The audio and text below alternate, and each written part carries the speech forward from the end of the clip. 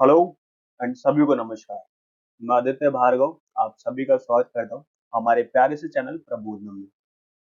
हम लोग grade 10th की केमिकल रिएक्शंस एंड इक्वेशंस इस चैप्टर को पढ़ रहे हैं। इस चैप्टर को पढ़ते वक्त ऑलरेडी 6 पार्ट्स इस चैप्टर के आ चुके हैं। ये पार्ट 7 है। मैं प्लीज आप सभी से अर्ज करता हूँ कि इस पार्ट को देखने से पहले आप चीजों को रिवाइज कर लें और उसके बाद आगे की तरफ बढ़ें। इससे पहले लास्ट वीडियो में हमने टाइप्स ऑफ रिएक्शंस को पढ़ना शुरू करा था। दो टाइप्स ऑफ रिएक्शंस पढ़े थे। पहला कॉम्बिनेशन रिएक्शन एंड दूसरा डिकम्पोजिशन रिएक्शन। एंड इसी चीज के साथ हालांकि थोड़ा सा बीच में कुछ प्रॉब्लम्स की वजह से मैं वीडियोस नहीं बना पाया था, बट अभी हम कंटिन्यू रहेंगे। और जैसा कि मैंने आप लोगों को बताया था कि बच्चों के लिए सबसे ज्यादा प्रॉब्लमेटिक जो सिनेरियो होता है इस चैप्टर में वो होता है बैलेंसिंग इक्वेशन होता है। और इसी के लिए मैंने आपसे बोला भी था कि हम पहले शुरू में एक या दो प्रैक्टिस क्वेश्चंस करेंगे और उसके बाद चीजों को आगे की तरफ फॉरवर्ड करें। ये हमारा फर्स्ट प्रैक्टिस क्वेश्चन जो कि कह रहा है potassium chlorate decomposes on heating in presence of manganese dioxide to form potassium chloride and oxygen gas. बहुत सिंपल सा क्वेश्चन है। पोटेशियम क्लोरेट जिसका फॉर्मूला होता है KClO3 एंड ये पोटेशियम क्लोरेट डिकम्पोज हो रहा है on heating in presence of manganese dioxide. इसका मतलब कि जब हम लोग पोटेशियम क्लोरेट को हीट करते हैं इन presence of manganese dioxide MnO2, ये यहां पर एक्ट कर रहा है एज अ कैटलिस्ट। ऑलरेडी मैं बता चुका हूं कि कैटलिस्ट वो सब्सटेंसेस वो केमिकल सब्सटेंसेस होते हैं जो कि रेट ऑफ रिएक्शन को ऑल्टर करते हैं या फिर रेट ऑफ रिएक्शन को चेंज करते हैं। तो मैग्नीज डाइऑक्साइड जो है इस रिएक्शन को, ये जो डिकम्पोजिशन रिएक्शन है, इस रिएक्शन को फास्ट करता है।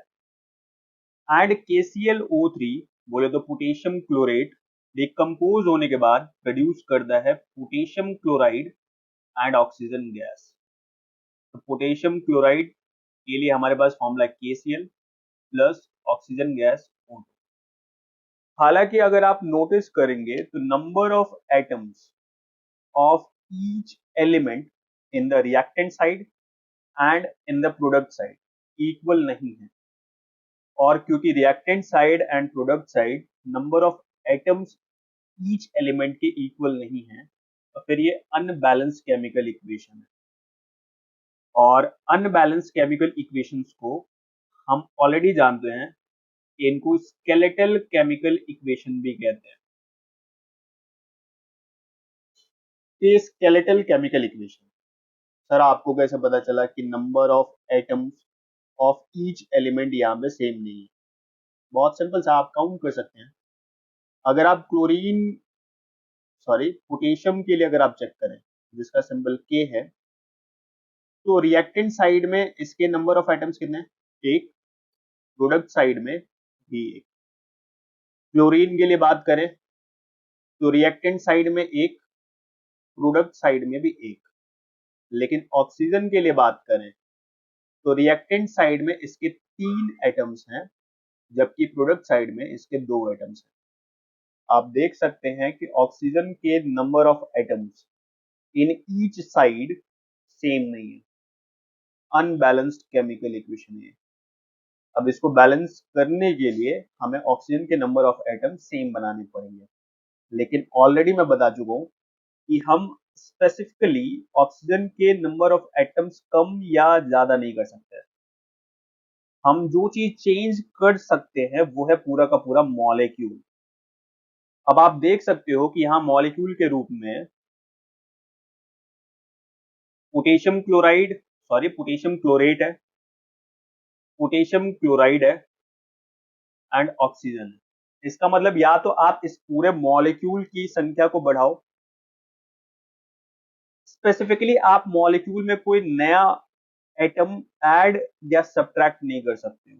कहीं आप सोचो कि क्यों ना हम पोटेशियम क्लोरेट में से एक ऑक्सीजन का एटम निकाल दें, माइनस कर दें, एंड माइनस करने के बाद हमें KClO2 मिल जाएगा, जिसकी वजह से बैलेंसिंग हो जाएगी। इतना तो बेसिक कॉन्सेप्ट आपका बन चुका होगा अभी कि ये एक पूरा का पूरा मॉलिक्यूल है एंड इसके एटम का अरेंजमेंट चेंज करने का मतलब है कि ये मॉलिक्यूल ही बदल गया, ये कंपाउंड ही बदल गया। तो इसके लिए हम क्या करेंगे, इस मॉलिक्यूल की संख्या को ही ऑल्टर कर पाएंगे, चेंज कर पाएंगे। मॉलिक्यूल में मौजूद एटम्स की संख्या को आप कुछ नहीं कर सकते। कैसे करें? अच्छा, मैं नोटिस कर रहा हूँ जो चीज वो ये है कि ऑक्सीजन के 3 एटम्स हैं रिएक्टेंट साइड, जबकि प्रोडक्ट साइड में 2 हैं। तो 3 को 2 नहीं बना सकते हो, 2 को 3 नहीं बना सकते। क्या कर सकते हैं हम, एक एलसीएम निकाले अगर हम 3 और 2 को, तो 3 और 2 का एलसीएम होता है 6, यानी हम 3 को 6 बना सकते हैं एंड 2 को भी 6 बना सकते हैं। कैसे? तो 3 को अगर हम 2 से मल्टीप्लाई कर दें तो 6 बन जाएगा। सर, ऑक्सीजन की अगर हम बात करें, ऑक्सीजन में क्या हम अलग से 2 मल्टीप्लाई कर पाएंगे? नहीं, हम पूरे के पूरे मॉलिक्यूल में ही 2 मल्टीप्लाई करेंगे। अब जैसे ही मैंने पूरे मॉलिक्यूल में 2 मल्टीप्लाई करा, इसका मतलब कि हम 2 मॉलिक्यूल ले रहे हैं KClO3 के। इसको आप 2 मोल्स भी समझ सकते हो, बट अभी क्योंकि हमने मोलर कॉन्सेप्ट नहीं पढ़ा हुआ है, 9th में हमारा पहले सिलेबस में था, बट उसको हटा दिया गया था। तो कहने का मतलब ये है कि अभी सिर्फ आप ये कह सकते हो कि 2 मॉलिक्यूल्स हैं हमारे पास पोटेशियम क्लोरेट के। अब सिंपल सी बात है, अगर 2 मॉलिक्यूल्स हैं, अगर मैं बनाऊं यहाँ पे, ये रहा एक मॉलिक्यूल KClO3, ये एक मॉलिक्यूल है पोटेशियम क्लोरेट का, और 2 मॉलिक्यूल का मतलब हो गया KClO3। आप देख सकते हो 1 2 3 4 5 6, 6 ऑक्सीजन के आइटम्स आ गए हमारे पास रिएक्टेंट साइड। प्रोडक्ट साइड में भी 6 ऑक्सीजन के आइटम बनाने के लिए हमें क्या करना पड़ेगा, जहां पे 2 ऑक्सीजन है वहां पे 3 से मल्टीप्लाई करना पड़ेगा। एंड आप नोटिस कर पा रहे हैं कि 2 ऑक्सीजन कहां पर है, तो 2 ऑक्सीजन के आइटम्स यहाँ पर हैं एक मॉलिक्यूल बना के, तो हम यहाँ पे 3 से मल्टीप्लाई कर देंगे। अब ये होगा 3 2 6। प्रोडक्ट साइड तो कुछ नहीं हुआ, लेकिन रिएक्टेंट साइड अगर हम चेक करें तो रिएक्टेंट साइड कुछ तो हुआ है।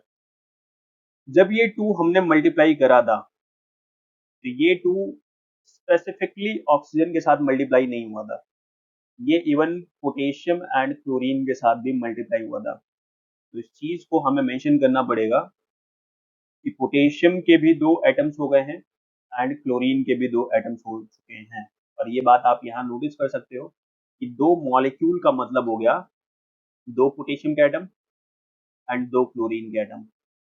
बट प्रोडक्ट साइड तो आपने एक ही KCl लिया हुआ है। इसका मतलब सर एक और अगर हम KCl ले लें तो फिर हमारे पास 2 पोटेशियम हो जाएंगे एंड 2 क्लोरीन हो जाएंगे। और इसी के लिए हम लोग क्या करेंगे, प्रोडक्ट साइड में 2 से मल्टीप्लीकेशन करेंगे। एंड 2 से मल्टीप्लीकेशन जैसे ही करा मैं तो सिर्फ KCl 2 करे ना, तो ऑटोमेटिकली 2 पोटेशियम भी हो गए एंड 2 क्लोरीन भी हो गया। एंड अभी आप देख सकते हो कि number of atoms of each element in both sides equal हो चुके हैं। पोटेशियम की बात करें, 2 atoms reactant side, 2 atoms product side. Chlorine की बात करें, 2 atoms reactant side, 2 atoms product side. Oxygen की बात करें, 6 atoms reactant side and 6 atoms product side. Her element के एटम्स इक्वल हो चुके हैं। इसका मतलब कि मास रिएक्टेंट साइड जितना उतना ही प्रोडक्ट साइड भी है। और इसका मतलब ये रिएक्शन बैलेंस हो चुकी है, यानी ये जो स्केलेटल केमिकल इक्वेशन थी, इस इक्वेशन को आपने बैलेंस केमिकल इक्वेशन बना दिया है। दूसरा practice question, carbon monoxide reacts with oxygen to form carbon dioxide। बहुत सिंपल सा क्वेश्चन है। कार्बन मोनोऑक्साइड CO किसके साथ रिएक्ट कर रहा है? ऑक्सीजन के साथ। और क्या बना रहा है? कार्बन डाइऑक्साइड बना रहा है। अब ये इजी सा क्वेश्चन है, या आपके लिए प्रैक्टिस क्वेश्चन है। आप एक बारी घर पे प्रैक्टिस करेंगे एंड फिर हम लोग इस चीज को डिस्कस करेंगे। अगर बाई चांस आपको ये क्वेश्चन ना आए तो फिर आप इसको क्या करना, कमेंट में डाल देना, अगली क्लास में इसको सॉल्व कर लेंगे। ओके, जैसा कि मैंने आपको बताया था कि हम already types of chemical reactions पढ़ना शुरू कर चुके हैं एंड पढ़ते वक्त हम दो तरीके के रिएक्शंस ऑलरेडी पढ़ चुके हैं, वो था combination reactions and decomposition reactions. And आज की क्लास में हम लोग डिस्प्लेसमेंट रिएक्शन पढ़ेंगे, डबल डिस्प्लेसमेंट रिएक्शन पढ़ेंगे, प्रेसिपिटेशन रिएक्शन पढ़ेंगे एंड न्यूट्रलाइजेशन रिएक्शन पढ़ेंगे। तो शुरू करते हैं अपने इस टाइप्स ऑफ केमिकल रिएक्शंस के एपिसोड को। एंड ये हमारा आज का फर्स्ट रिएक्शन। एंड टोटलिटी में बात करें तो third type of chemical reaction जो कि है डिस्प्लेसमेंट रिएक्शन। नाम में पता चला डिस्प्लेसमेंट। डिस्प्लेसमेंट का क्या मतलब है कि एक जगह से दूसरी जगह जाना या फिर अपने पोजीशन को चेंज करना। ऑलरेडी हमने क्लास 9th के मोशन चैप्टर में पढ़ा था कि डिस्प्लेसमेंट होने का मतलब है पोजीशन में चेंज आना। ऑफ कोर्स यही चीज हमें केमिस्ट्री में भी देखने को मिलती है कि जब एग्जाम्पल के दौर पे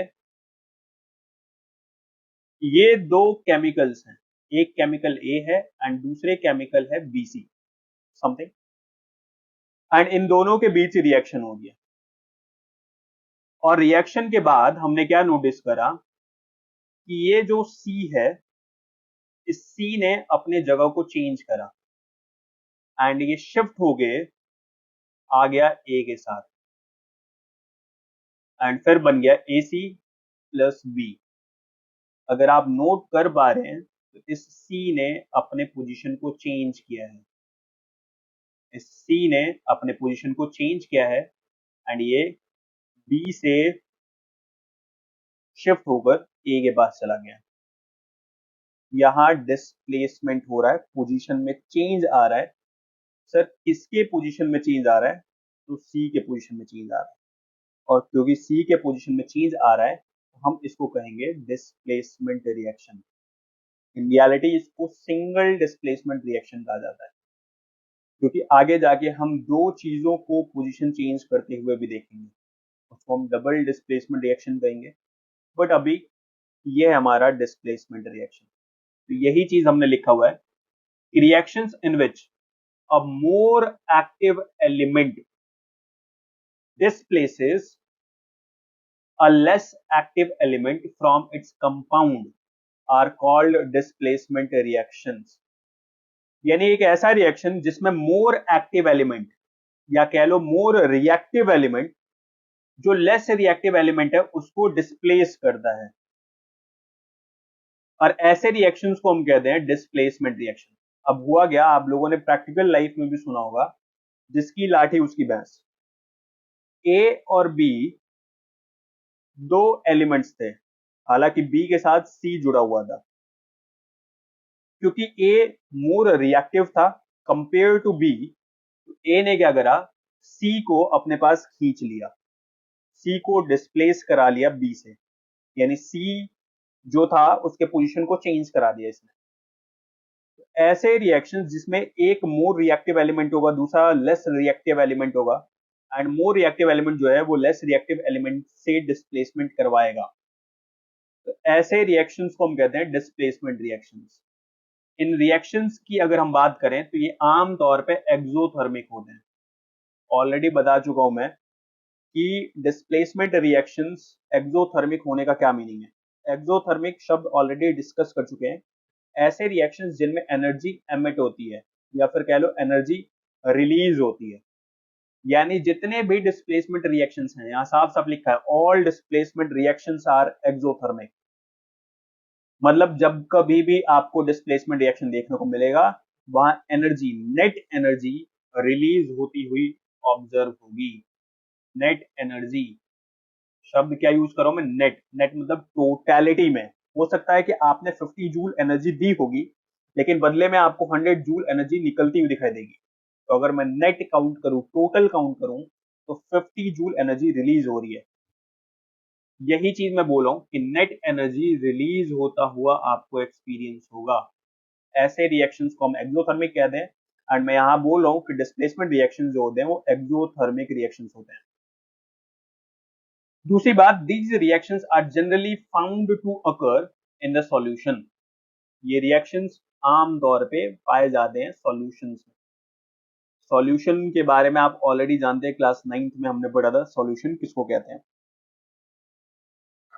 अब सवाल ये आया कि सर हमें कैसे पता चला कि कौन सा एलिमेंट रिएक्टिव है, मोर रिएक्टिव है, एंड कौन सा लेस रिएक्टिव है।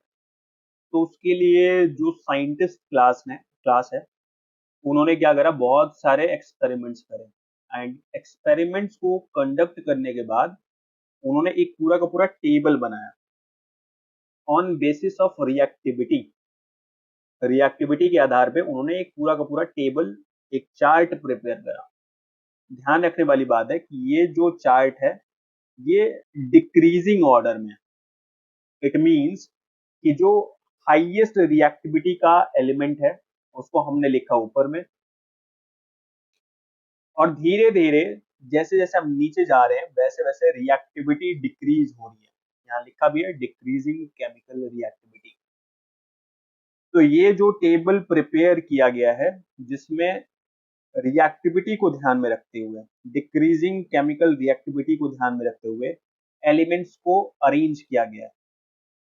इस टेबल को या इस सीरीज को कहा जाता है रिएक्टिविटी सीरीज, या फिर आप इसको एक्टिविटी सीरीज भी कह सकते हैं।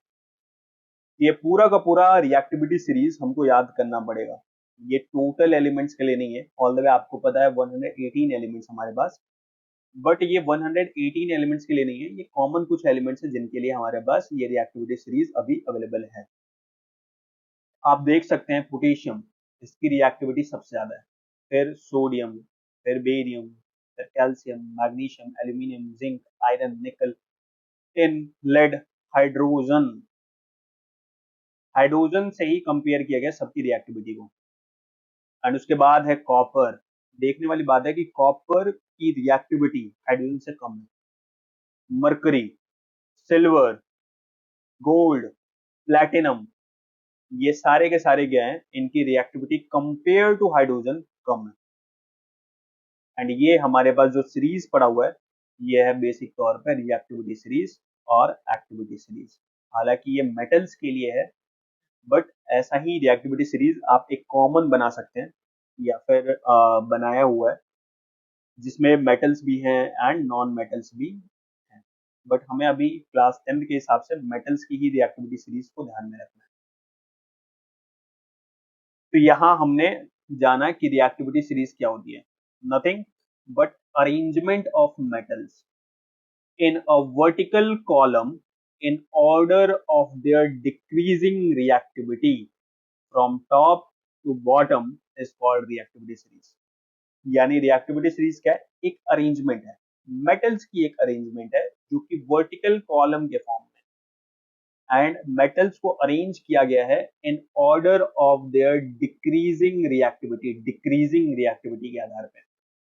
तो ये जो सीरीज बनाई गई, ये जो टेबल बनाया गया या फिर ये जो वर्टिकल कॉलम बनाया गया, इसी को कहते हैं हम रिएक्टिविटी सीरीज। अब यहाँ एक बहुत कॉमन सा क्वेश्चन उठता है कि do all metals react with acids. तो सबसे पहले हमें ये पता होना चाहिए कि एसिड्स क्या है कि नहीं। क्लास 10th के हिसाब से एसिड्स की डेफिनेशन जो है वो ये कि एसिड्स वो होते हैं जो पानी में डिसॉल्व होते ही H+ आयंस रिलीज करते हैं। एसिड्स वो होते हैं जो पानी में डिसॉल्व होते ही H+ आयंस रिलीज करते हैं। अब सिंपल सी बात है, HCl, क्योंकि इसके पास हाइड्रोजन है, ये जैसी पानी में आएगा NH2O, ये क्या करेगा, आयंस के फॉर्म में डिसोसिएट होगा, एंड डिसोसिएशन पे क्या देगा, H+ आयन साथ में Cl- आयन। इसी तरीके से अगर हम देखें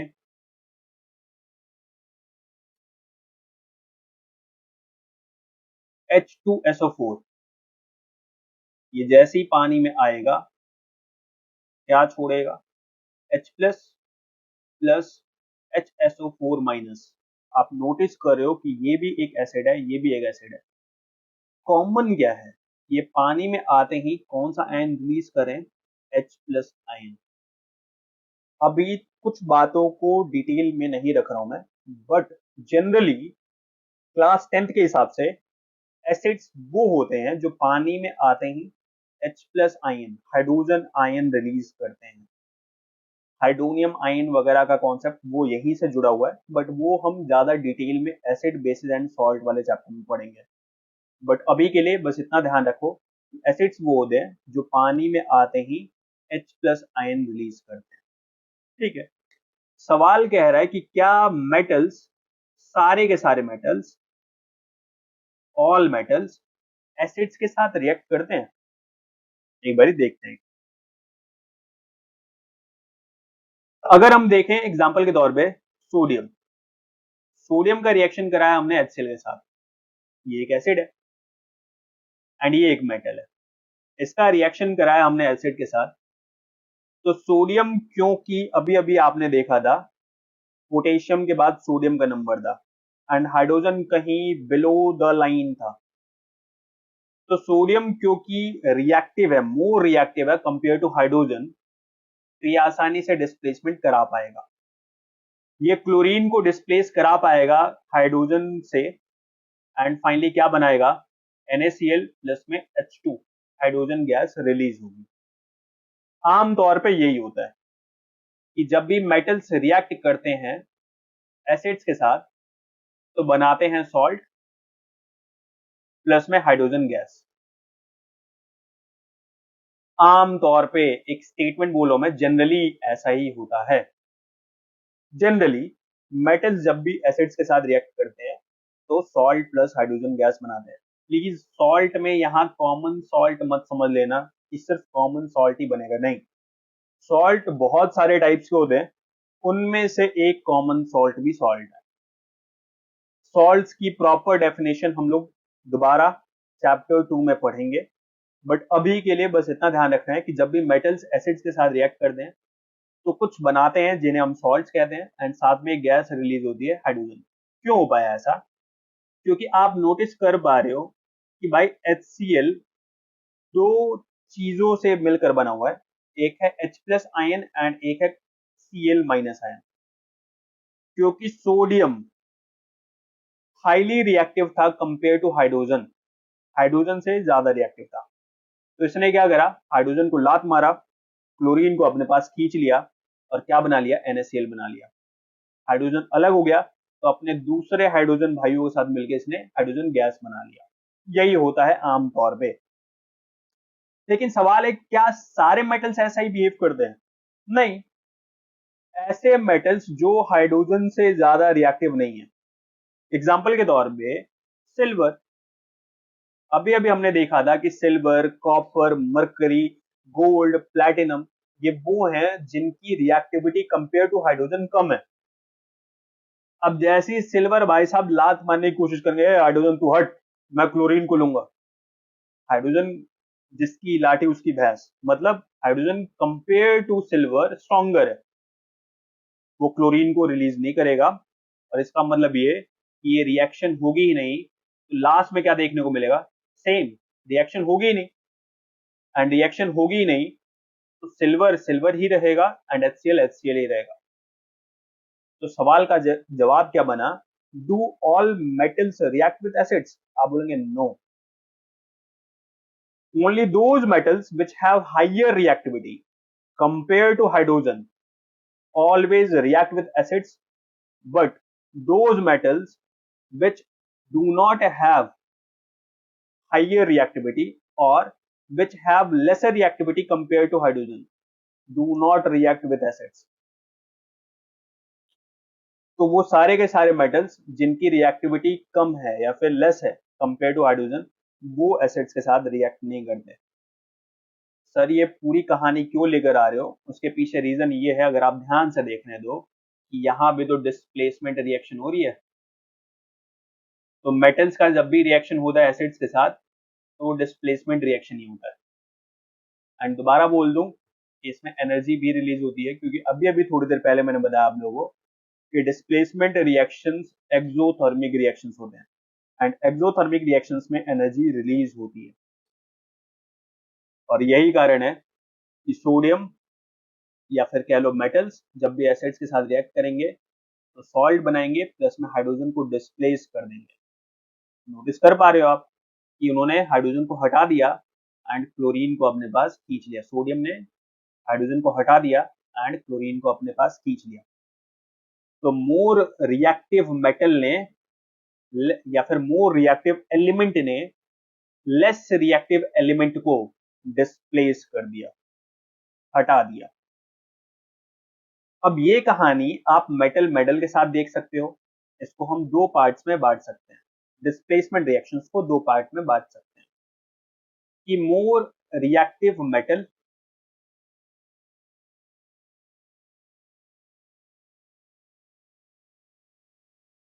डिस्प्लेस करता है लेस रिएक्टिव मेटल को,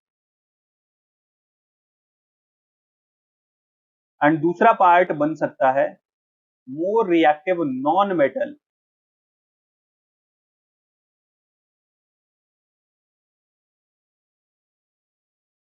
displaces less reactive non metal को। क्योंकि सिर्फ मेटल ही रिएक्टिव या नॉन रिएक्टिव थोड़ी ना होते हैं, नॉन मेटल्स के साथ भी ऐसा है, किसी की रिएक्टिविटी ज्यादा है, किसी की रिएक्टिविटी कम है। तो डिस्प्लेसमेंट रिएक्शन जो है वो मेटल्स के केस में भी देखने को मिल सकता है एंड नॉन मेटल्स के केस में भी देखने को मिल सकता है। तो अभी अभी हमने तो मेटल्स का केस देखा भी, इवन कि हमारे पास एग्जांपल के तौर पे सोडियम है एंड सोडियम का रिएक्शन हम लोग AlCl3 के साथ करा रहे हैं। अब क्योंकि सोडियम ज्यादा रिएक्टिव है तो क्लोरीन को अपने पास खींच लेगा एंड एल्यूमिनियम अलग हो जाएगा। यहाँ पर सोडियम मोर रिएक्टिव है, जो कि लेस रिएक्टिव एल्यूमिनियम को डिस्प्लेस कर रहा है, हटा रहा है। इसी तरीके से आप इवन देख सकते हैं फ्लोरीन जो है वो KCl के साथ रिएक्ट करता है, क्योंकि फ्लोरीन ज्यादा रिएक्टिव है तो फिर वो केव बनाता है, साथ में क्लोरीन को डिस्प्लेस कर देता है। प्लीज ये जो भी रिएक्शंस अभी लिखा है मैंने, ये रिएक्शंस बैलेंस नहीं है, आप इनको बैलेंस कर सकते हैं।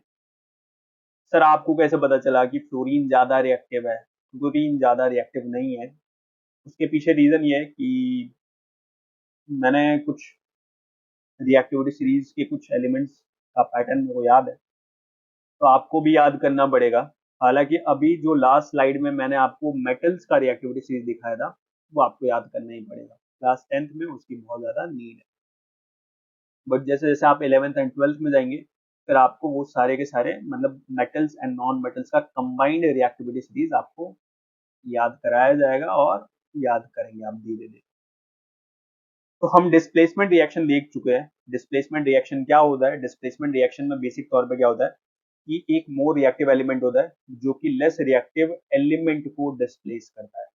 अब ये एलिमेंट मेटल भी हो सकता है, नॉन मेटल भी हो सकता है, और यही कारण है कि हमने दो पार्ट्स में डिस्प्लेसमेंट रिएक्शंस को बांट दिया कि metal displacing metal, non metal displacing non metal. ये दो पार्ट्स इसके क्रिएट कर दिए। अगर हम एग्जांपल्स देखें और डिस्प्लेसमेंट रिएक्शंस के, एक है हमारे पास iron and copper sulphate solution का। आयरन बोले तो Fe एंड कॉपर सल्फेट बोले तो CuSO4, एंड जब इनके बीच रिएक्शन होगा तो फॉर्म होगा आयरन सल्फेट एंड साथ में कॉपर। तो सर आपको कैसे पता चला कि आयरन सल्फेट बन रहा है एंड कॉपर बन रहा है? तो उसके पीछे रीजन है कलर से पता चला। प्लीज मैं दोबारा बोल रहा हूँ कि हमें कलर याद रखने हैं, क्योंकि बहुत बार कलर रिलेटेड भी क्वेश्चंस बनाए जा सकते हैं एंड बनते भी हैं। तो कॉपर सल्फेट की बात करें तो ये ब्लू कलर का सॉल्यूशन होता है, इस ब्लू कलर के सॉल्यूशन में हमने क्या करा, आयरन डाल दिया, आयरन पाउडर के फॉर्म में और नील के फॉर्म में, जैसे भी हमने पुट कर दिया। एंड क्योंकि आयरन हमारा मोर रिएक्टिव है कंपेयर टू कॉपर, आयरन क्या करेगा, कॉपर को डिस्प्लेस करेगा एंड सल्फेट को अपने पास खींच लेगा। तो आप देख रहे हो सल्फेट जो है वो आयरन के साथ आके लग गया, कॉपर डिस्प्लेस हो गया, हट गया, अलग हो गया। ये जो आयरन सल्फेट होता है इसका कलर जो होता है वो लाइट ग्रीन होता है। तो हमने देखा कि भाई पहले तो हमने जो सॉल्यूशन डाला हुआ था वो ब्लू था, बट धीरे धीरे ब्लू कलर जो है वो लाइट ग्रीन में कन्वर्ट हो रहा है। कैसे? बिकॉज धीरे धीरे कॉपर सल्फेट कम होता जा रहा है एंड आयरन सल्फेट बनता जा रहा है, and at the end of the reaction हमें सिर्फ आयरन सल्फेट देखने को मिला एंड कॉपर जो कि रेडिश ब्राउन टाइप का होता है वो डिस्प्लेस हो गया, अलग हो गया। दूसरा रिएक्शन हम देख सकते हैं सोडियम इन वाटर का। तो सोडियम का रिएक्शन हमने करा है वाटर के साथ, एंड जैसे ही रिएक्शन हुआ, क्योंकि वाटर की अगर हम बात करें तो वाटर जो बनता है वो H plus and OH minus ion से बनता है। एंड सोडियम एंड हाइड्रोजन में हम ऑलरेडी देख चुके हैं कि सोडियम जो है वो मोर रिएक्टिव है कंपेयर टू हाइड्रोजन। तो सोडियम क्या करता है, हाइड्रोजन को डिस्प्लेस करता है, हटाता है धक्का मार के, अब चल, क्योंकि ये मोर रिएक्टिव है। एंड वो OH बोले तो हाइड्रो ऑक्साइड को अपने साथ जोड़ लेता है और इस तरह से बनता है सोडियम हाइड्रोक्साइड। एंड साथ में जो हाइड्रोजन रिलीज हुआ है, ये तो आप एक एक मॉलिक्यूल देख रहे हैं ना, अगर आप बैलेंसिंग करेंगे तो आपको पता चलेगा कि यहाँ 2 मॉलिक्यूल्स ऑफ वाटर यूज होंगे जो कि क्या बनाएंगे, हाइड्रोजन गैस बना लेंगे। अगला बहुत इंपॉर्टेंट रिएक्शन है, डिस्प्लेसमेंट रिएक्शन है, जो कि हम लोग आमतौर पे यूज करते हैं रेल्स जो होती है ना, आपने रेलवे लाइन देखी होंगी, तो रेलवे लाइंस के बीच में जो क्रैक आ जाते हैं उन क्रैक्स को जोड़ने के लिए, एंड वो रिएक्शन कहलाती है थर्मिट वेल्डिंग और एल्यूमिनोथर्मी। तो इस रिएक्शन में हम करते क्या है कि आयरन ऑक्साइड का रिएक्शन कराते हैं एल्यूमिनियम के साथ। इस रिएक्शन को कराने के लिए हम हीट प्रोवाइड करते हैं, और क्योंकि aluminium compare to iron more reactive है, तो ये क्या करता है कि आयरन को डिस्प्लेस करता है एंड खुद बना लेता है एल्यूमिनियम ऑक्साइड, एंड आयरन को डिस्प्लेस करता है। डिस्प्लेस करा तो lot of amount of energy produce हुआ, lots of amount of energy, and वो जो एनर्जी है या फिर वो जो हीट है उसकी वजह से ये आयरन पिघल जाता है, एंड यही पिघला हुआ आयरन जो होता है वो क्रैक्स में डलने की वजह से या क्रैक्स में मौजूद होने की वजह से जुड़ जाता है, क्रैक्स को जोड़ देता है, वेल्ड कर देता है। सर यहाँ तो इस रिएक्शन को कंडक्ट कराने के लिए हम लोग हीट दे रहे हैं, तो क्या ये एंडोथर्मिक रिएक्शन है? नहीं, मैंने बोला कि भैया एक्सोथर्मिक रिएक्शन तब कहा जाएगा जब नेट एनर्जी रिलीज होगी।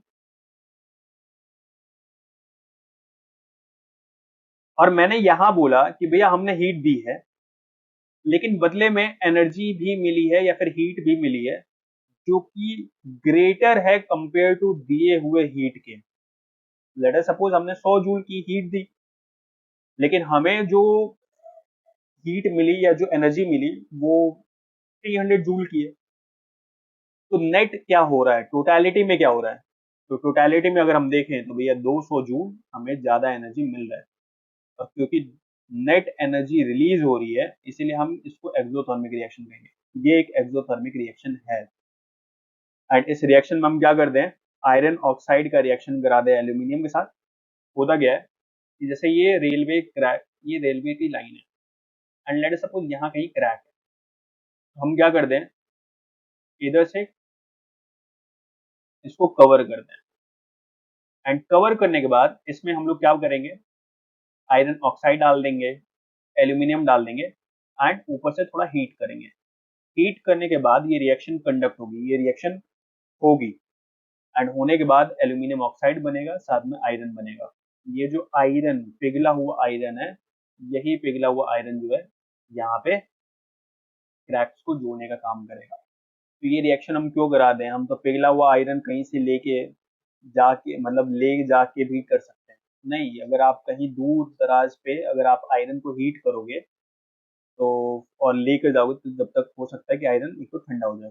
दूसरा, अगर आप वहीं पे सेटअप करोगे, वहीं पे आयरन गर्म करके उसके बाद पुट करोगे, तो भाई वो पूरा सामान लेकर जाना, फिर वहां पे गर्म करना, घंटों गर्म करना, उसके बाद फिर रिएक्शन कराना, या फिर वो क्रैक जोड़ना, ये काफी हैवी टास्क हो जाएगा। इसीलिए हम लोग क्या करते हैं कि आयरन ऑक्साइड एंड एल्यूमिनियम को पुट करते हैं एंड उसको हल्का हीट देंगे, हल्के हीट पर ही ये रिएक्शन कंडक्ट हो जाएगी एंड होने के बाद lots of amount of energy produce होगी, जिसकी वजह से आयरन, मोल्टन आयरन प्रोड्यूस होगा, जो कि इस क्रैक को जोड़ने का काम करेगा।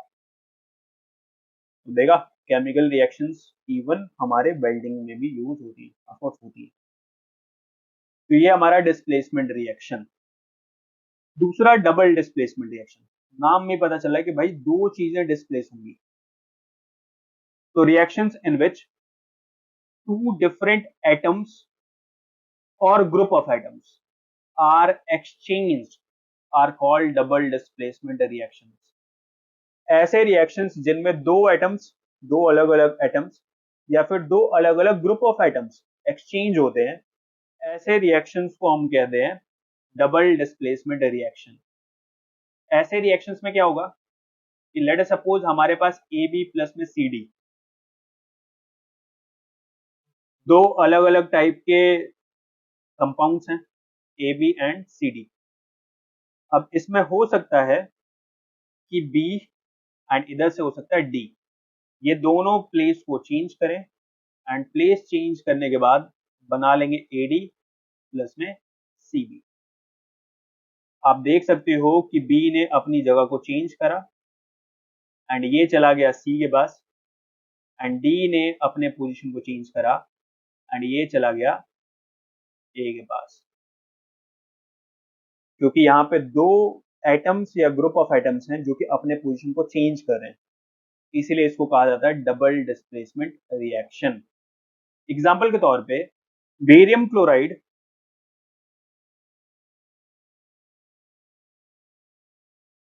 एंड सोडियम सल्फेट, इनका रिएक्शन, अगर हम इनका रिएक्शन देखें तो हम पाएंगे क्या कि बन रहा है सोडियम क्लोराइड प्लस में बेरियम सल्फेट। आप देख सकते हैं कि शुरू में क्या था कि क्लोरीन ये रहा, सल्फेट ये रहा, पहले सल्फेट सोडियम के साथ लगा हुआ था, क्लोरीन बेरियम के साथ लगा हुआ था, बट आफ्टर रिएक्शन क्लोरीन चला गया सोडियम के पास एंड सल्फेट चला गया बेरियम के पास। यहाँ पे दो ग्रुप ऑफ एटम्स हैं जिन्होंने अपने पोजीशन को चेंज किया है एंड ये बन गया आपका डबल डिस्प्लेसमेंट रिएक्शन। यहाँ मैं बता देना चाहता हूँ कि BaSO4 ये एक वाइट प्रेसिपिटेट है। ये कलर्स में जानबूझ के बता रहा हूँ ताकि आप कलर्स को ध्यान रखो, क्योंकि होता क्या है कि बहुत बार कलर रिलेटेड क्वेश्चन भी आ जाता है। एग्जाम्पल के तौर पे आपसे एक सिंपल सा सवाल पूछा कि भाई barium chloride and sodium sulphate के बीच रिएक्शन हुआ एंड एक वाइट प्रेसिपिटेट फॉर्म हुआ, what is the name of that white precipitate.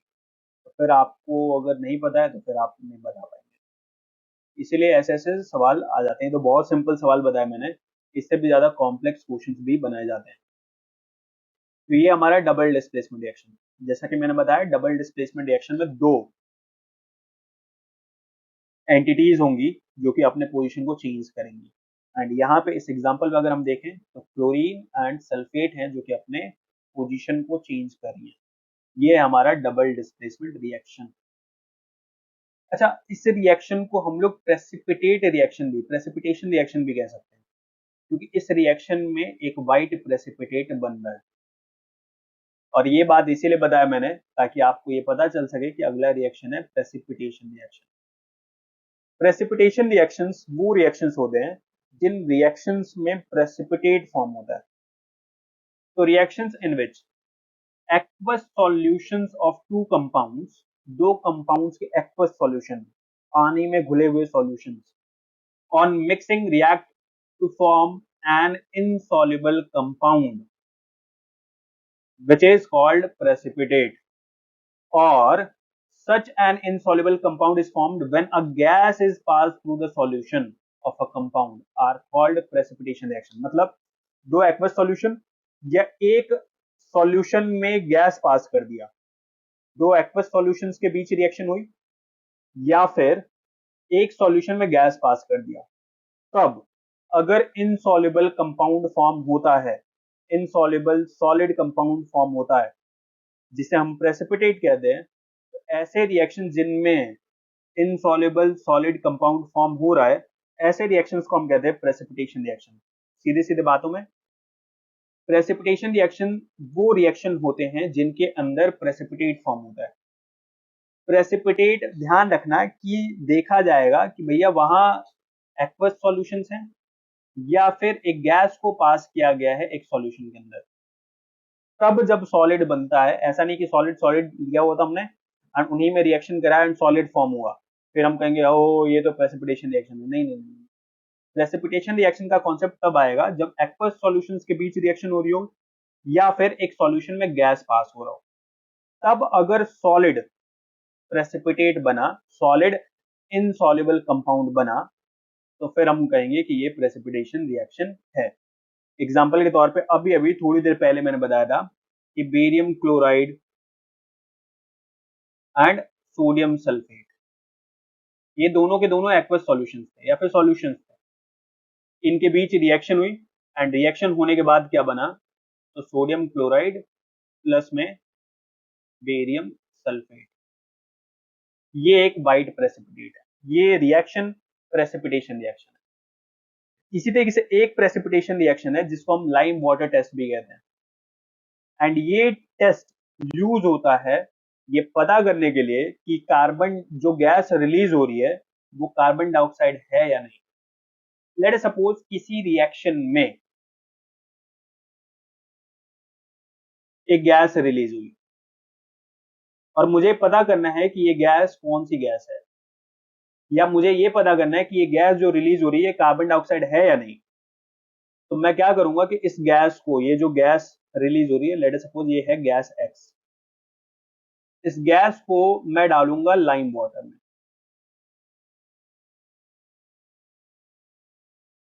अब ये गैस एक्स अगर कार्बन डाइऑक्साइड होगी तो लाइम वाटर में जाते ही, लाइम वाटर किसको कहते हैं, इसको कहते हैं, इसके अंदर जाते ही ये बना लेगा कैल्शियम कार्बोनेट। क्या बना लेगा, कैल्शियम कार्बोनेट प्लस वाटर। अब क्योंकि अगर आप नोटिस करें ये जो कैल्शियम कार्बोनेट है ये भी वाइट प्रेसिपिटेट होता है।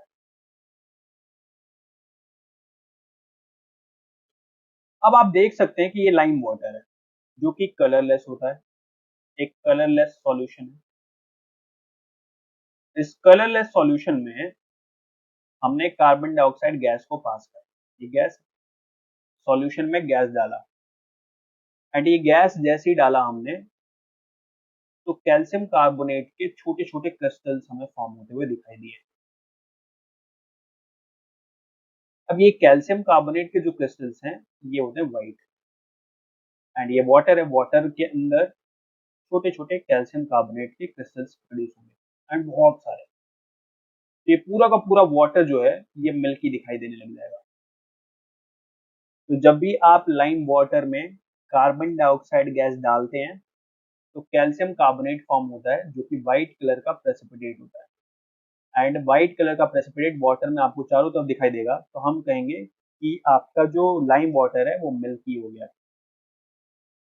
एंड लाइम वाटर का मिल्की टर्न होना ये बता रहा है कि ये जो चीज है, ये जो एक्स है, ये और कुछ नहीं कार्बन डाइऑक्साइड है, क्योंकि कार्बन डाइऑक्साइड गैस ही ये काम कर सकती है, व्हाइट प्रेसिपिटेट कैल्शियम कार्बोनेट की बना सकती है। अगर कोई और गैस होती तो फिर ये वाइट प्रेसिपिटेट नहीं बन पाता, फिर ये लाइम वाटर मिल्की नहीं हो पाता। कलरलेस सॉल्यूशन मिल्की सॉल्यूशन नहीं बन पाता। ये पूरा का पूरा कैसा है? मिल्की सॉल्यूशन है। तो कलरलेस सॉल्यूशन को मिल्की सॉल्यूशन बना पाया कौन? Carbon dioxide. तो ये लाइम वाटर टेस्ट कहलाता है। एंड ये टेस्ट इसीलिए है ताकि हम पता कर सकें कि ये जो गैस रिलीज हो रही है क्या वो कार्बन डाइऑक्साइड है या नहीं। कार्बन डाइऑक्साइड गैस का पता लगाने के लिए।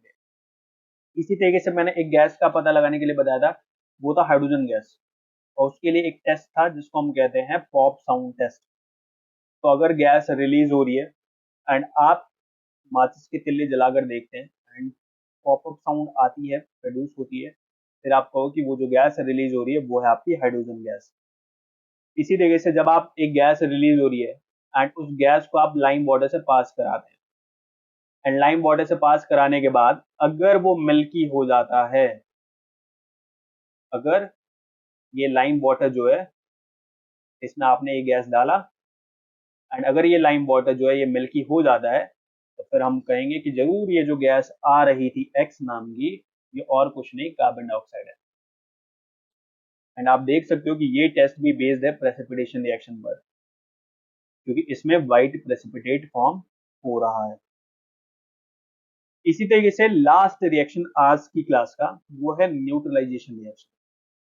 न्यूट्रलाइजेशन रिएक्शन के बारे में हम ज्यादा डिटेल में पढ़ेंगे हम एसिड बेसिस एंड सॉल्ट्स के चैप्टर में। बट अभी के लिए मैं बता दूं कि ऐसे रिएक्शंस जिनमें एक एसिड रिएक्ट करता है with a base to form salt is called neutralisation reaction. यानी एक एसिड का रिएक्शन होगा बेस के साथ, तब क्या बनेगा? सॉल्ट बनेगा, साथ में वाटर भी बनेगा। तो एग्जाम्पल के तौर पे मेरे पास एक एसिड है HCl एंड एक बेस है NaOH, सोडियम हाइड्रोक्साइड। इन दोनों के बीच रिएक्शन हुआ तो सोडियम ने क्लोरीन को अपने पास खींच लिया, बन गया NaCl, प्लस में H एंड OH रिएक्ट करके क्या बना गए? H2O, water. तो एक एसिड एंड एक बेस के बीच रिएक्शन होती है तो सॉल्ट बनता है, साथ में वाटर बनता है। इसी रिएक्शन को हम कहते हैं न्यूट्रलाइजेशन रिएक्शन। इसको न्यूट्रलाइजेशन रिएक्शन इसीलिए कहते हैं क्योंकि ये दोनों एक दूसरे को काउंटर एक्ट करते हैं। एसिड बेस के इम्पैक्ट को हटाता है, जबकि बेस एसिड के इम्पैक्ट को हटाता है, बोले तो कम करता है। इसीलिए इसको कहते हैं हम न्यूट्रलाइजेशन रिएक्शन। आज की क्लास में हमने 4 तरह के रिएक्शंस के बारे में स्टडी करें एंड वो 4 रिएक्शंस कौन कौन से थे? सबसे पहले हमने पढ़ा डिस्प्लेसमेंट रिएक्शन के बारे में। तो डिस्प्लेसमेंट रिएक्शन में क्या होता है कि एक मोर रिएक्टिव एलिमेंट एक लेस रिएक्टिव एलिमेंट को डिस्प्लेस करता है एंड उसके पार्टनर को अपने पास ले लेता है। This is called displacement reaction. Double displacement reaction में यही काम दो ग्रुप ऑफ एटम्स या एटम्स के साथ होगा। तीसरा रिएक्शन हमने पढ़ा प्रेसिपिटेशन रिएक्शन। ऐसे रिएक्शंस जिनमें प्रेसिपिटेट फॉर्म होते हैं। प्रेसिपिटेट किन्हें कहते हैं? प्रेसिपिटेट बेसिक तौर पे इनसॉल्युबल सब्सटेंसेस को कहते हैं, इनसॉल्युबल कंपाउंड्स को कहते हैं प्रेसिपिटेट। तो ऐसे रिएक्शन जिनमें प्रेसिपिटेट फॉर्म होते हैं, ऐसे रिएक्शंस को हम कहते हैं precipitation reaction. And last reaction पढ़ा हमने न्यूट्रलाइजेशन रिएक्शन। इस रिएक्शन को और ज्यादा डिटेल में हम लोग पढ़ेंगे जब हम acid basis and salt chapter पढ़ रहे हैं। बट अभी के लिए मोटा मोटा आपको ये ध्यान रखना है कि जब भी एक एसिड एंड एक बेस के बीच रिएक्शन होती है तो सॉल्ट एंड वाटर बनता है और इसी रिएक्शन को हम कहते हैं न्यूट्रलाइजेशन रिएक्शन।